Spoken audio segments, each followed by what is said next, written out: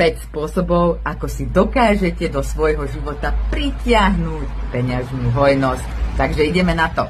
Poprvé, prestaňte veriť tomu, že peniaze sa ťažko zarábajú. Toto je mentalita limitovaného vedomia. Vždy, keď si otvoríte svoj bankový účet, opakujte si túto mantru 3-krát. Peniaze plynú ku mne s ľahkosťou. Nezabudnite, slová majú moc. Po druhé, zmeňte svoju reakciu na neočakávané výdavky.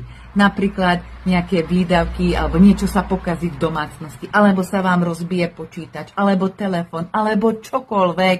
Nezačnite hneď stresovať a panikáriť, že Pane Bože, zase musím niekde vynaložiť nejaké peniaze.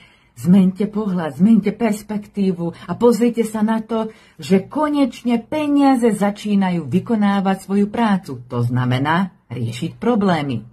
A táto zmena vás umožní dať do pozície, že máte veci pod kontrolou a dokážete si pritiahnuť ešte lepšie veci do svojho života.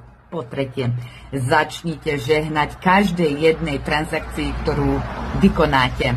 To znamená, že kedykoľvek, keď kúpite niečo malé alebo aj veľké, tak si povedzte, že tieto peniaze, ktoré teraz vydám, mi prinesú niečo dobré do môjho života, aj do života toho, komu ich dám. Po štvrté, začnite byť štedrý s prepytným. Pretože ľudia, ktorí sú štedrí s prepytným, vedia, že sa im to 10-násobne vráti niekde inde.